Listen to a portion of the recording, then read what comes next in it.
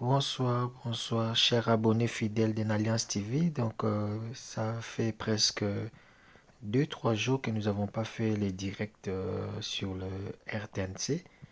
Voilà, nous vous donnons un peu quelques infos rapides qui se passent à Kinshasa, entre autres le match qui vient de se passer des qualifications pour le Mondial 2026 entre la RDC et le Sénégal. Donc malheureusement, vous savez déjà le score. Donc je vais vous laisser suivre et partager cette émission, franchement. Donc abonnez-vous massivement. Et si vous connaissez quelqu'un à qui vous avez le numéro de téléphone, donc partagez-lui. Comme ça, lui aussi partage. Donc ça nous fera du bien. Quand notre objectif, c'est d'avoir 1000 abonnés d'ici fin de l'année pour que nous puissions commencer des émissions vraiment sur le plateau. Nous comptons sur vous. Merci beaucoup. Bonne soirée. Plus à Loubero, dans la province du Nord Kivu, c'est l'heure de vous informer. Voici les grandes articulations de ce journal. C'était un régal sans égal. Le football s'est joué au stade des Martyrs. La compétition se poursuit, mais la République démocratique du Congo n'a plus son destin en main. 2 contre 3, le Sénégal a pris une sérieuse option sur la qualification. La localité de Ntoyo, à 7 km du secteur de Bambéré, dans le territoire de Loubero, pleure ses morts. Près de 100 corps sans vie ont été retrouvés après une attaque hier attribuée aux ADF dans le Nord Kivu. La République démocratique du Congo porte haut les préoccupations sur la biodiversité unique. Elle attend des engagements fermes et concrets des partenaires tenant compte des réalités du pays. La ministre de l'Environnement a profité de la tribune du 2e sommet africain sur le climat pour rappeler, nous le suivrons dans ce journal.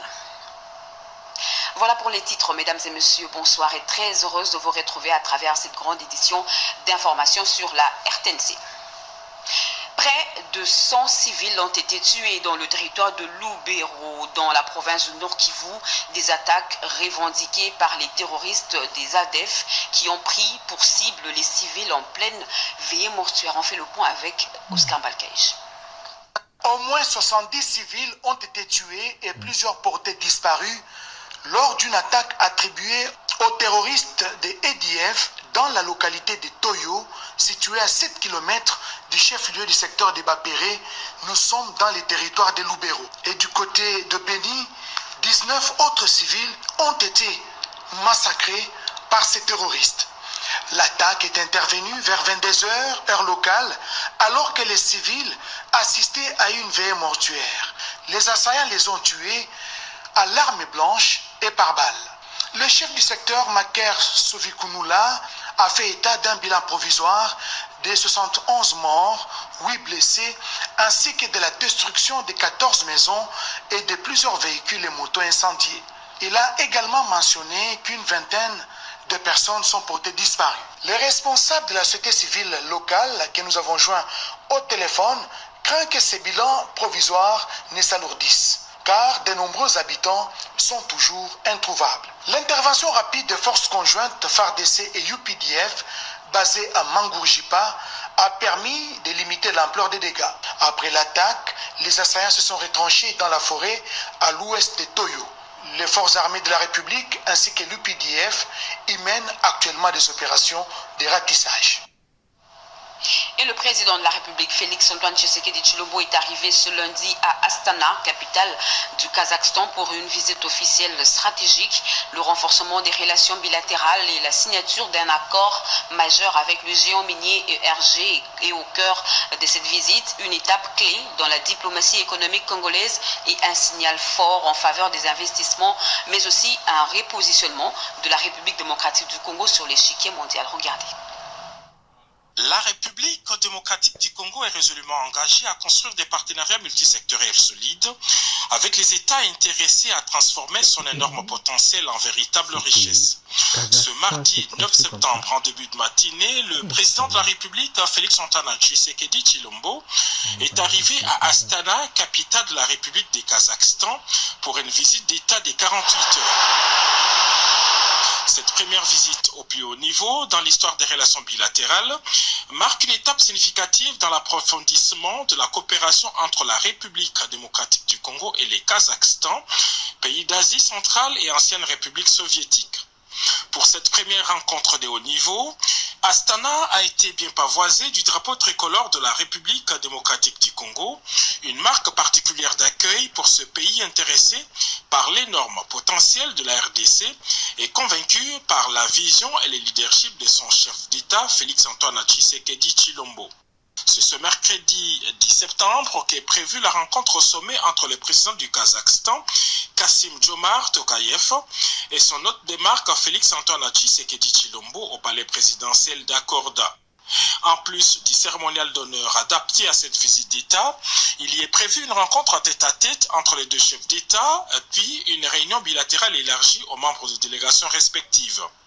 À travers cette visite d'État, Kinshasa et Astana veulent entreprendre une coopération mutuellement avantageuse dans plusieurs domaines, notamment celui des mines. C'est dans ces cadres qu'il sera procédé à la signature d'une série d'accords et mémorandums d'entente dans les domaines de l'exploitation minière et de la géologie, couvrant notamment l'exploration, l'extraction, l'utilisation de l'intelligence artificielle dans les mines et la formation des cadres et techniciens.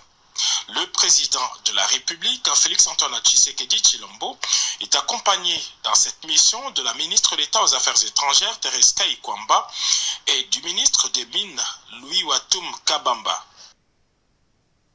Revenons au pays. 5 ans après l'arrêt de ces travaux, le comité interministériel de la décentralisation renoue avec les réunions sous l'impulsion de la première ministre Judith Suminwa, une relance attendue qui marque la volonté de l'exécutif national de corriger les déséquilibres interprovinciaux et de concrétiser la vision d'une gouvernance de proximité au service des citoyens. Djokuku, Chimène Dondo et Pompoumba. En République démocratique du Congo, le processus de décentralisation reprend un nouveau souffle. Ce lundi, à Kinshasa, la première ministre Judith Suminwa Tuluka a présidé une réunion importante avec plusieurs ministres et acteurs clés. C'est la première rencontre du comité interministériel de la décentralisation depuis plus de 5 ans. Objectif, relancer un chantier resté longtemps au point mort. Le point à l'ordre du jour aujourd'hui concernait principalement d'abord un état des lieux sur le processus. Depuis donc 5 ans qu'on n'a pas tenu de réunion. Et puis il y a eu certaines problématiques sur le transfert de compétences et sur la fonction publique locale, provinciale et nationale. Il y a eu ce problème très important qui concerne donc les finances locales. Et puis nous avons abordé certaines questions transversales, dont certaines concernant la Caisse nationale de péréquation qui a du mal à fonctionner, faute des ressources telles que prévues par la Constitution.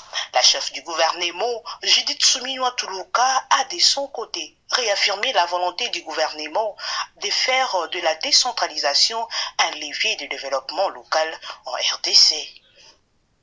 Dans une salle chargée d'émotions au Palais des Nations à Genève, la République démocratique du Congo a salué les efforts de la mission d'établissement des faits sur les violences dans le Kivu au cours d'un dialogue interactif avec le Haut Commissariat aux droits de l'homme et les autres parties prenantes. Kinshasa a eu une fois de plus appelé à la reconnaissance du génocide oublié en République démocratique du Congo. Gaëtan Magalano, Gédéon Mutombo, Jean-Pierre Onema, nos envoyés spéciaux. Violation de droits humains, enrôlement forcé des enfants, exécution sommaire de civils dans le Rutshuru par le terroriste 123, journalistes, membres de la société civile et même des acteurs de l'appareil judiciaire ne sont pas épargnés par les exactions commises dans les zones sous occupation.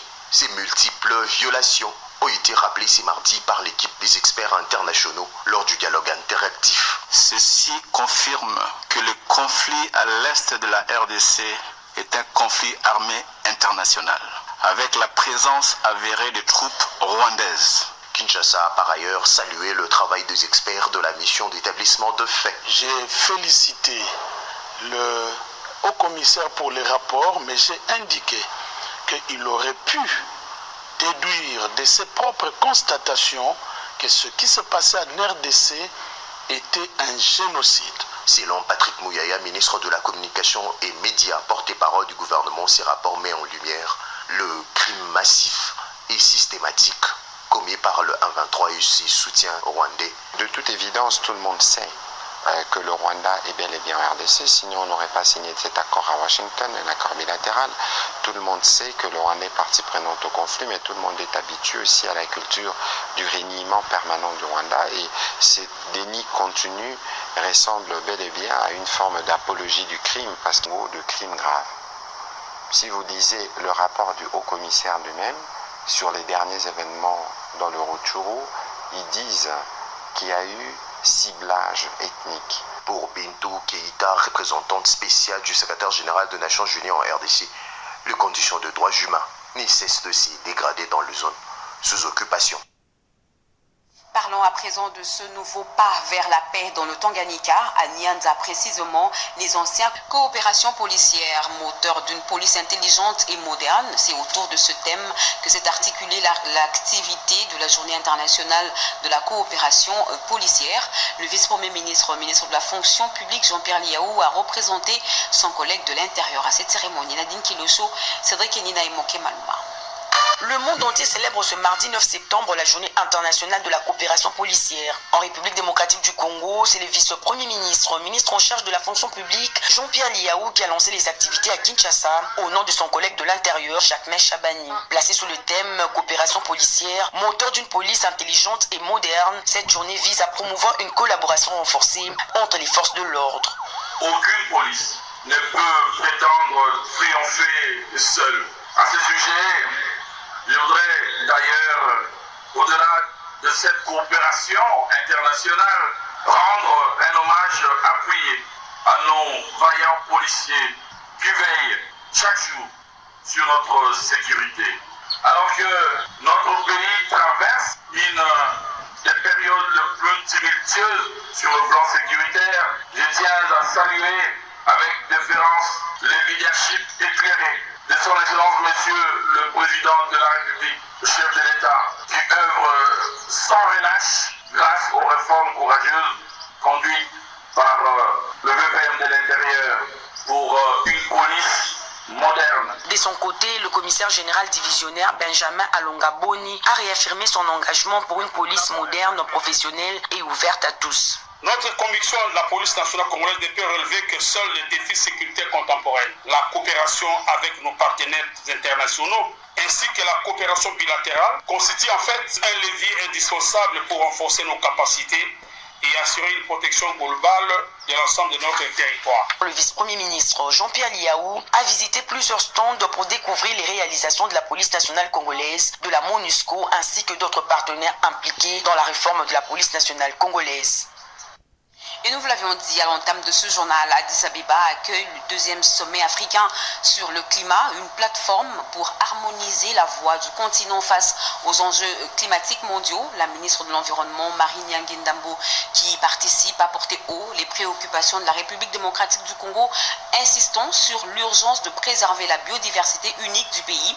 Elle invite également les partenaires internationaux à des engagements concrets tenant compte des réalités du terrain et des efforts déjà fournis par la République démocratique du Congo. Nicole Cessé-Ploka et Guilain Cassou.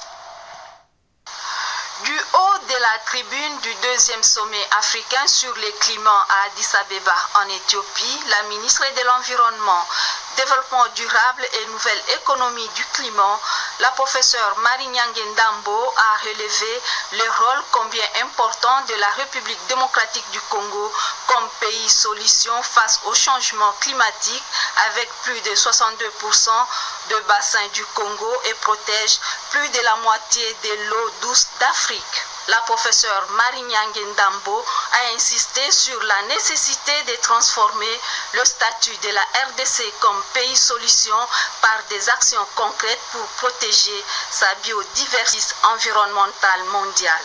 Le pays de Félix-Antoine Tshisekedi Tshilombo s'engage à promouvoir activement l'inclusion de l'écocide comme 5e crime international dans le statut de Rome de la Cour pénale internationale.